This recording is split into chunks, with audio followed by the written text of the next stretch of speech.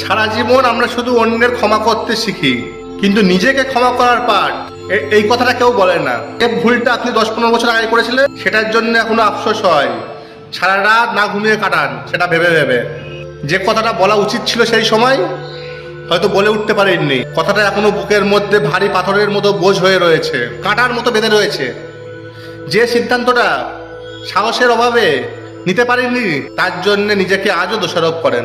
কিন্তু মজার ব্যাপার হলো, যাদের সাথে আপনার এই ঘটনা জড়িত ছিল তারা হয়তো সেসব ভুলেই গেছে। তাদের জীবনে হয়তো সেগুলোর অস্তিত্ব করে না, হয়তো তারা মনে মনে আপনাকে ক্ষমাও করে দিয়েছে।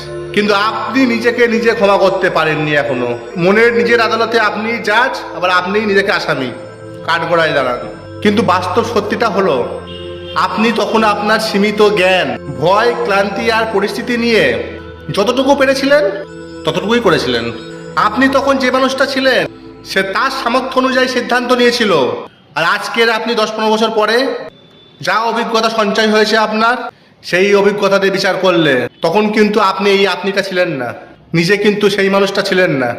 নিজেকে ক্ষমা করতে গিয়ে কিন্তু অতীতকে মুছে ফেলতে বলছি না, বলা হচ্ছে এই পুরনো আমিটাকে খুঁজে বার করা, পুরনো মানুষটাকে বোঝা।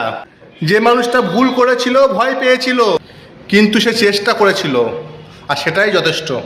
জীবনের সবচেয়ে কঠিন ক্ষমাটা অন্য কাউকে দেওয়ার জন্য না, সেটা নিজেকেই দেওয়ার জন্য। সারা জীবন আমরা শুধু অন্যের ক্ষমা করতে শিখি, কিন্তু নিজেকে ক্ষমা করার পার্ট এই কথাটা কেউ বলে না। এই ভুলটা আপনি 10-15 বছর আগে করেছিলেন, সেটার জন্য এখনো আফসোস হয়। সারা রাত না ঘুমিয়ে কাটান সেটা ভেবে ভেবে। যে কথাটা বলা উচিত ছিল সেই সময় হয়তো বলে উঠতে পারেননি। কথাটা এখনো বুকের মধ্যে ভারী পাথরের মতো বোঝ হয়ে রয়েছে, কাঁটার মতো বেঁধে রয়েছে। যে সিদ্ধান্তটা সাহসের অভাবে নিতে পারেননি, তার জন্য নিজেকে আজও দোষারোপ করেন। কিন্তু মজার ব্যাপার হলো, যাদের সাথে আপনার এই ঘটনা জড়িত ছিল তারা হয়তো সেসব ভুলেই গেছে। তাদের জীবনে হয়তো সেগুলোর অস্তিত্ব করে না, হয়তো তারা মনে মনে আপনাকে ক্ষমাও করে দিয়েছে। কিন্তু আপনি নিজেকে নিজে ক্ষমা করতে পারেননি এখনো। মনের নিজের আদালতে আপনি জাজ, আবার আপনিই নিজেকে আসামি, কাঠগড়ায় দাঁড়ান। কিন্তু বাস্তব সত্যিটা হলো, আপনি তখন আপনার সীমিত জ্ঞান, ভয়, ক্লান্তি আর পরিস্থিতি নিয়ে যতটুকু পেরেছিলেন ততটুকুই করেছিলেন। আপনি তখন যে মানুষটা ছিলেন সে তার সামর্থ্য অনুযায়ী সিদ্ধান্ত নিয়েছিল। আর আজকের আপনি 10-15 বছর পরে যা অভিজ্ঞতা সঞ্চয় হয়েছে আপনার, সেই অভিজ্ঞতা দিয়ে বিচার করলে তখন কিন্তু আপনি এই আপনিটা ছিলেন না, নিজে কিন্তু সেই মানুষটা ছিলেন না। নিজেকে ক্ষমা করতে গিয়ে কিন্তু অতীতকে মুছে ফেলতে বলছি না, বলা হচ্ছে এই পুরনো আমিটাকে খুঁজে বার করা, পুরনো মানুষটাকে বোঝা।